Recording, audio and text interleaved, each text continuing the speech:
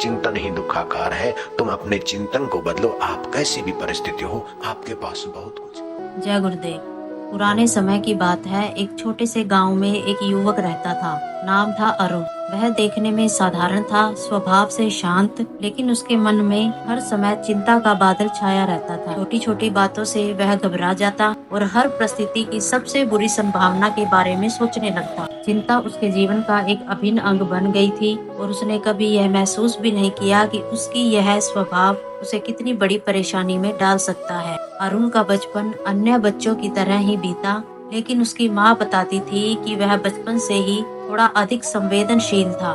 जब कोई मेहमान घर पर आता तो वह सोचता कि अगर उसने ठीक से बात नहीं की तो क्या वे नाराज हो जाएंगे। अगर वह गलती से कोई बर्तन गिरा देता तो घंटों सोचता कि कहीं उसके माता पिता उससे नाराज तो नहीं हो गए। धीरे धीरे यह आदत उसकी मानसिकता का हिस्सा बनती गई। वह स्कूल में भी अच्छा विद्यार्थी था, लेकिन परीक्षा के समय उसकी हालत खराब हो जाती। प्रश्न पत्र मिलने से पहले ही उसका दिल तेजी से धड़कने लगता, पसीना आने लगता और उसे लगता कि वह सब कुछ भूल गया है। हर साल परीक्षा के समय उसकी माँ को उसे समझाना पड़ता था कि चिंता करने से कुछ नहीं होगा, लेकिन उसकी आदत कभी नहीं बदलती।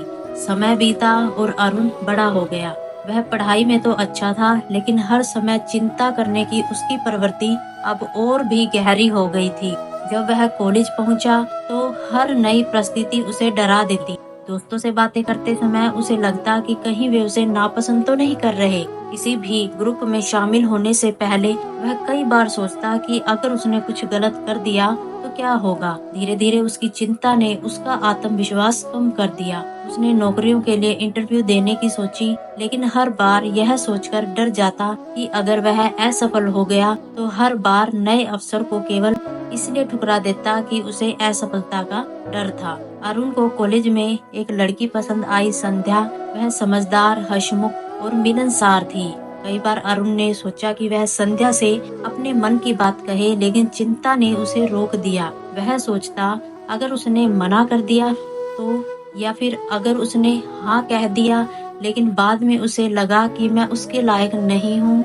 यह सब सोच सोच कर उसने कभी अपने मन की बात नहीं कही।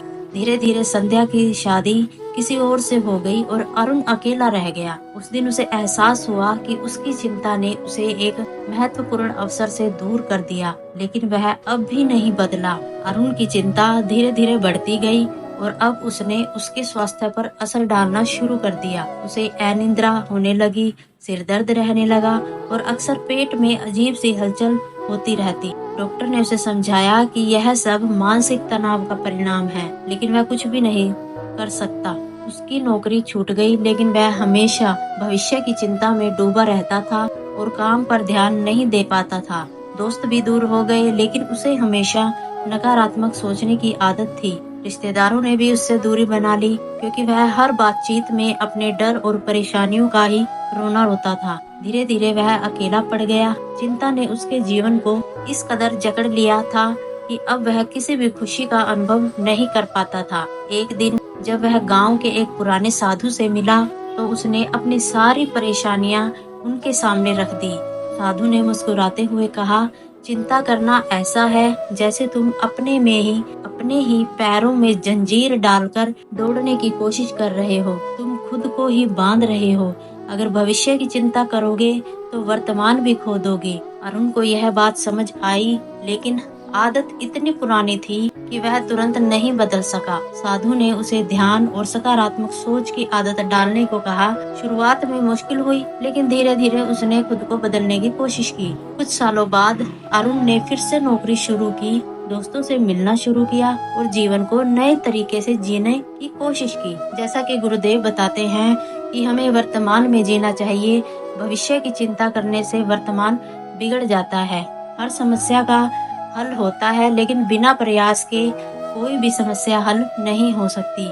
हमेशा सबसे बुरा सोचने से जीवन में कोई खुशी नहीं बचती। मानसिक तनाव शारीरिक बीमारी को जन्म देता है। चिंता करना स्वाभाविक है, लेकिन हर समय चिंता में डूबे रहना जीवन को बर्बाद कर सकता है।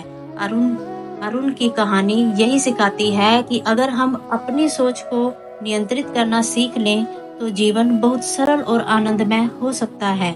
अगर आप भी हर समय चिंता में रहते हैं तो एक बार सोचें, क्या यह चिंता वास्तव में किसी समस्या का हल निकाल रही है या केवल आपका वर्तमान और भविष्य दोनों को ही बिगाड़ रही है। जय गुरुदेव।